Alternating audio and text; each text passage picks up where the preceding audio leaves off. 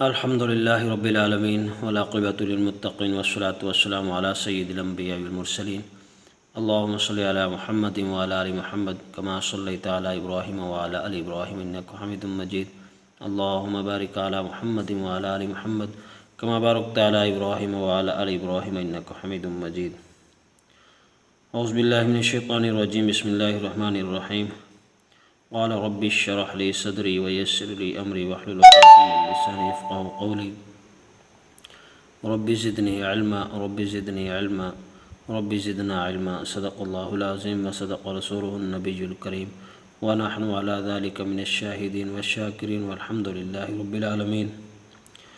ناظرین اکرام، السلام علیکم ورحمۃ اللہ وبرکاتہ۔ امید ہے کہ آپ سب خیریت کے ساتھ ہوں گے۔ اللہ پاک آپ کو صحت و سلامتی والی زندگی عطا فرمائے۔ اللہ پاک آپ کو بہت زیادہ خوشیاں عنایت فرمائے۔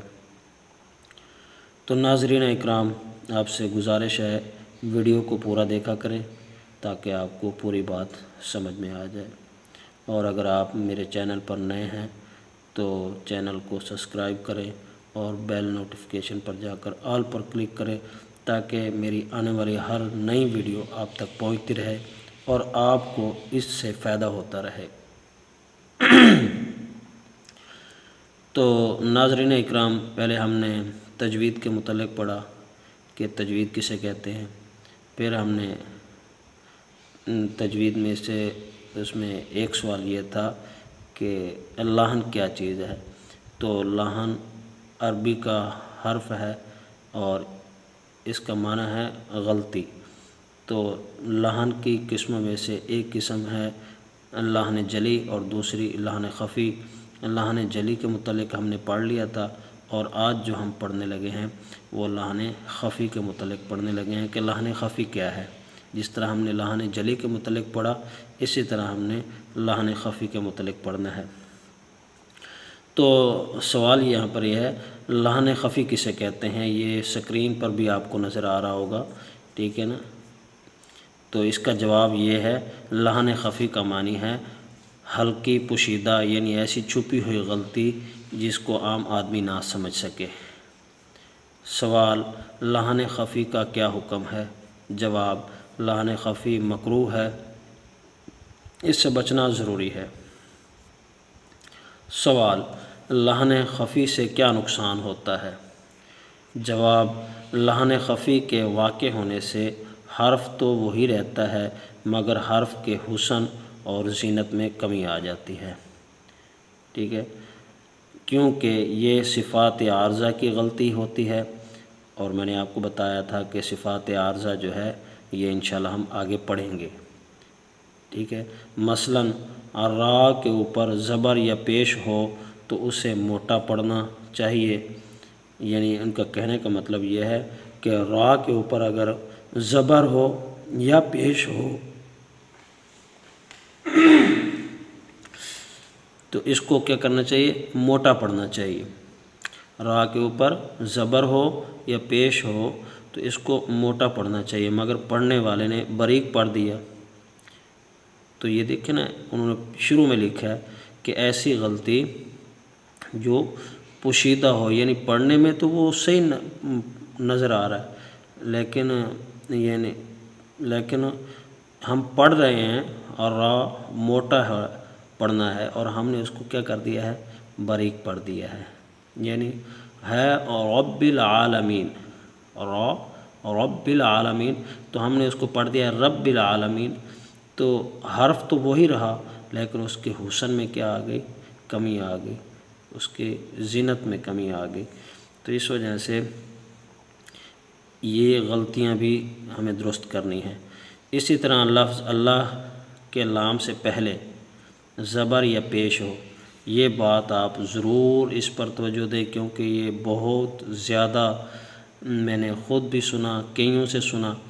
تو یہ اکثر جو ہے اللہ جب ہم اس کو پڑھتے ہیں، یعنی یہ جو اللہ کا لام جو ہے اس سے پہلے اگر زبر اور پیش آ جائے تو اس کو ہمیشہ موٹا کر کے پڑھتے ہیں۔ یہ بات آپ زیر غور کر لیں کہ جب لفظ اللہ آ جائے اور اس سے پہلے والے جو حرف ہیں اس پر زبر آ جائے، پیش آ جائے تو اس کو موٹا کرتے ہیں، یعنی اللہ موٹا کر کے پڑھتے ہیں۔ تو اکثر میں نے دیکھا ہے، سنا بھی ہے، تو اس کو اللہ کو باریک پڑھتے ہیں، یعنی جس طرح بہت ساری مثالیں بھی ہیں، انشاءاللہ آگے وہ ہم پڑھیں گے۔ اللہ الصمد ہے، ٹھیک ہے نا، تو اس کو ہم کیا پڑھ دیتے ہیں؟ اللہ الصمد، یعنی اللہ کو موٹا نہیں کرتے۔ اور اسی طرح الذی کے لام کو موٹا پڑھ دیا جب کہ باریک پڑھنا تھا۔ اب یہاں پر الذی ہے، یہ لام جو ہے اس کو ہم نے باریک پڑھنا ہے تو اس کو موٹا پڑھ دیا، لیکن دیکھیں نا الذی لفظ تو یہی رہا، لیکن ہم نے کیا پڑھ دیا؟ الذی، یعنی الذی جب پڑھ دیا تو یہ لفظ تو وہی رہا، ٹھیک ہے نا، لیکن اس کے خوبصورتی کے اندر جو ہے وہ کمی آ گئی ہے، تو اس کو بھی غلطی کہتے ہیں۔ اس غلطی کو لحن خفی کہتے ہیں، یعنی یہ چھوٹی غلطی، لحن جلی بڑی غلطی کو کہتے ہیں اور لحن خفی چھوٹی غلطی کو کہتے ہیں۔ یہ ہم نے دونوں غلطیاں جو ہیں یہ ہم نے ختم کرنی ہیں، لحن جلی کو بھی ختم کرنا ہے اور لحن خفی کو بھی ہم نے انشاءاللہ ثم انشاءاللہ ہم نے ختم کرنا ہے۔ تو یہ ختم تب ہی ہوں گے جب ہم ان کو غور سے پڑھیں گے، دیکھیں گے، جب ہم ان پر غور کریں گے تب یہ غلطیاں دور ہوں گی، ورنہ یہ غلطیاں دور نہیں ہوں گی۔ اور میں یہ دعا کرتا ہوں کہ اللہ پاک آپ کو سمجھنے کی توفیق عطا فرمائے، کیونکہ ہم مسلمان ہیں، تو ایک جو مسلمان ہے بندہ ہے، صاف ظاہر ہے اس نے قرآن شریف پڑھنا ہے، پھر قرآن شریف میں جب ہم نے پڑھنا ہے تو اس میں ہم نے نماز بھی پڑھنی ہے، ہم نے نماز بھی پڑھنی ہے، تو نماز کے اندر ایسی غلطی ہم بہت زیادہ کرتے ہیں، تو اس وجہ سے ان غلطیوں سے ہمیں بچنا چاہیے اور قرآن مجید کو تجوید کے ساتھ ہمیں پڑھنا چاہیے اور تجوید کو ضرور سیکھنا چاہیے۔ ایک بک جو ہے یہ اس وجہ سے میں آپ کے سامنے یہاں پر رکھتا ہوں تاکہ اگر کوئی مجھ سے غلطی ہو جاتی ہے، اور یہ جو سکرین پر آپ کو نظر آ رہی ہے سوالات آپ کو نظر آ رہے ہیں، آپ ان کو پڑھ کر، یعنی اگر میں کوئی غلطی کر دیتا ہوں، کیونکہ انسان ہے، خطا کا پتلا ہے، غلطی ہو جاتی ہے انسان سے، میں آپ کو صحیح طرح سے سمجھا نہیں سکتا، ٹھیک ہے نا، تو آپ یہ کتاب جو آپ کے سامنے ہے اس پر جو لکھا ہوا ہے اس کو آپ پڑھ کر انشاءاللہ آپ سمجھ جاؤ گے۔ تو بات چل رہی تھی تجوید کے متعلق کہ قرآن پاک جو ہے یہ ہمیں ضروری ہے تجوید کے ساتھ پڑھنا، اور بے حد ضروری ہے، ٹھیک ہے۔ پہلے ہم نے تجوید کے متعلق پڑھا، پھر ہم نے اس میں لحن جو ہے اس کے متعلق، لحن کس کو کہتے ہیں، لحن کی اقسام کے متعلق پڑھا۔ لحن کی دو قسمیں ہیں، لحن جلی اور لحن خفی۔ تو لحن جلی کے متعلق بھی آپ کو بتا دیا گیا ہے گزشتہ ویڈیو میں، اور اب جو ویڈیو ہے اس میں آپ کو لحن خفی کے متعلق بھی بتا دیا گیا ہے۔ اور اگر آپ کو میری سمجھ نہ آئے تو یہ سکرین پر آپ کو ساری چیزیں نظر آ رہی ہیں، یہاں سے آپ پڑھ سکتے ہیں یا پڑھ سکتے ہیں، جو بھی میرے بہن بھائی یعنی پڑھ سکتے ہیں ان کے لیے یہ بہت ہی مفید ہے، ویڈیو فائدہ مند ہے۔ تو باقی انشاءاللہ آگے جیسے ہم چلیں گے تو انشاءاللہ اس میں اور بھی بہت زیادہ یعنی چیزیں سمجھنے والی ابھی ہیں، تو وہ بھی ہم سمجھیں گے۔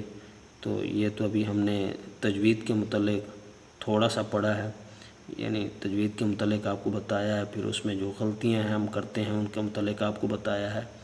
تو انشاءاللہ جو ہماری آنے والی جو اگلی ویڈیو ہوگی اس میں مزید آپ کے علم میں اضافہ ہوگا، آپ اس میں مزید اور کچھ جان سکیں گے کہ ہمیں واقف کہاں کرنا ہے، کیسے کرنا ہے، یہ ساری چیزیں بہت زیادہ ضروری ہیں۔ تو دعاؤں میں یاد رکھنا، اجازت دیں، اللہ حافظ۔